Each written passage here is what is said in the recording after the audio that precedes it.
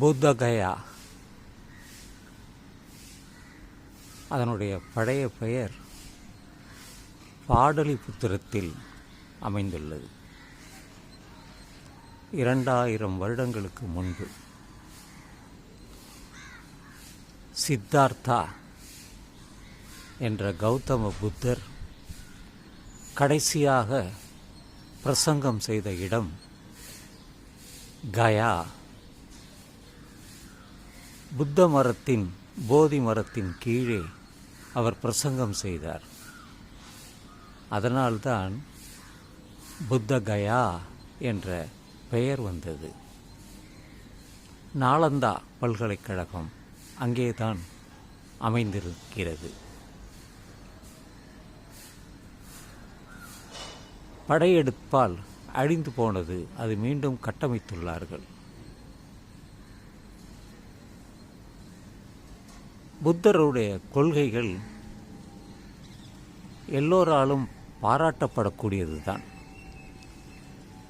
நிலையாமை பற்றி, கடவுள் மறுப்பு,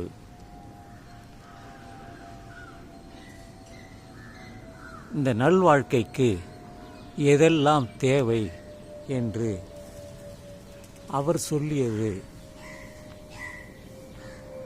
வாழ்க்கைக்கு எது தேவையோ அதை நீ எடுத்துக்கொள், மற்றவர்களை பின்பற்றாதே, உன்னுடைய பாதையை நீனே வகுத்துக்கொள் என்பது போன்றதுதான். நல்லதை நினை, நல்லதை செய், நல்லதை பேசு, நல்லவனாக இரு என்பது போன்றவைதான்.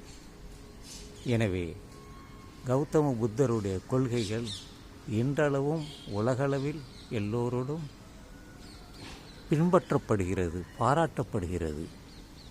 அந்த புத்தகயா செல்வதற்கு எண்ணம் இருக்கிறது. நேரடியான விமான பயணம் இருக்கிறது, நேரடியாக ரயில் மூலமாகவும் செல்ல முடியும். ஒரு சில மாதங்களுக்கு முன்பு என்னுடைய நண்பர் அகிலேஸ்வரனுடன் பேசினேன். நாம் சென்று வரலாம் என்று அவர் சம்மதம் தெரிவித்தார்.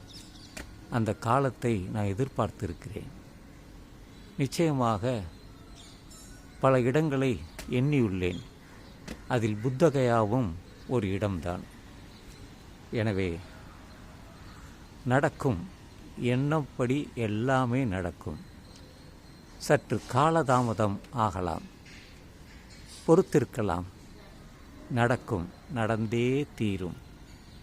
எண்ணம் அது செயலாகும், நிச்சயமாக, உறுதியாக.